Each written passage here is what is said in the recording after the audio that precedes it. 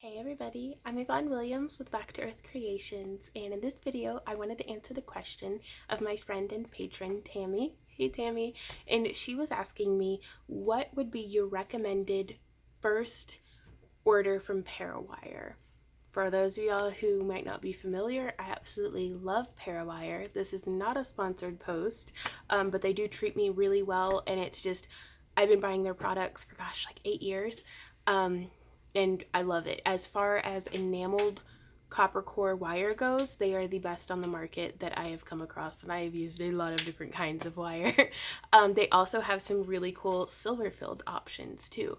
But for your very first order for parawire or any wire, if you have no other wire in your crafting inventory, I would recommend 18 gauge and 26 gauge. Like if I had to limit myself to 2 wire sizes in all the known universe, those would be the 2 wire sizes that I would use, because you can do so many different things with those 2 thicknesses of wire.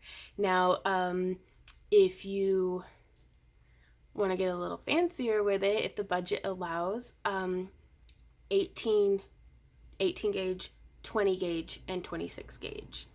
So 20 gauge is really versatile because you can do a lot of the same structural things that you would with the 18 gauge, but some of my beads that I use, like especially some of the hand carved gemstone beads, can't accommodate an 18 gauge wire through the hole.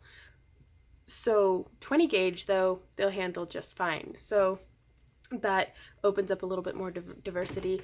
And then again, if the budget allows and you have the inclination, adding in either some 24 gauge or some 28 gauge.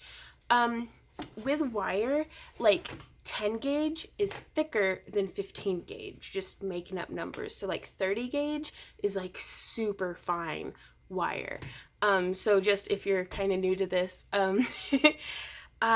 so yeah, 18 gauge, 20 gauge, and then either a 24 or a 28 in addition to the 26 gauge, because to me 26 gauge you can do a lot with it. It's not too hard on your fingers, but it's not so fine that if you're a beginner wire wrapper, you're like, oh my god, it's killing me. Like, because it's, I don't know, some people start off and they have better results with thinner gauged wires, and some people start off and they have better results with thicker gauged wires. So it's really hard to tell just a broad brush, yeah, this wire gauge is perfect for everything kind of stuff. So it's, I don't know. I started off on 24 gauge and then started using 26 gauge and was like, oh my god, this is amazing. And then I tried 28 gauge, which previously I had always thought was like way too thin for anything that I do. And now it's my favorite to weave with, is the 28 gauge. And it's not quite as hard on my fingernails or on my calluses. So I feel like I can get more woven with like in between having to take breaks. Whereas the 24 gauge makes like a really nice, like stiff structural weave. But it's a little harder on my fingernails. Like I'll have like the grooves and stuff like worn into my thumbnails from working with it. Now that being said, wire doesn't go bad. So if it's within your budget, go ahead and splurge and get a little bit of the 24 gauge. And I'm sure too, if you're just starting out and you have a very limited budget, if you email parawire and are like, hey, I'm really interested in some wire samples and I'm interested in these sizes, then I'm sure, I can't vouch for them, I don't know, but I imagine they might send you off some samples or point you to like maybe a more affordable spool or something. So again, that being said, 18 gauge, 20 gauge, either 24, I don't know, 24 is one that I'm like, you don't have to get it, but whenever I place orders, I buy basically 18 gauge, 20 gauge, 26 gauge, and 28 gauge, I don't know, this isn't helping at all, as well as some 16 gauge, because that's what I like to coil some chainmail rings out of, as well as have for like more structural, like really structural like circlets or sculpted necklaces or different things like that. I also really like their 18 gauge square and half round. If this is getting confusing, there's going to be a list down in the video description where you can just read it, because to me, whenever I start hearing a bunch of numbers, I'm like math happens, and I'm like, oh my God, can you just show me a picture? So, but Tammy, I hope that answers your question of what gauges I would get. And also, I don't know if you were asking this specifically, Tammy, but I know other people have asked in the past what colors to get, because parawire has like a ton of colors.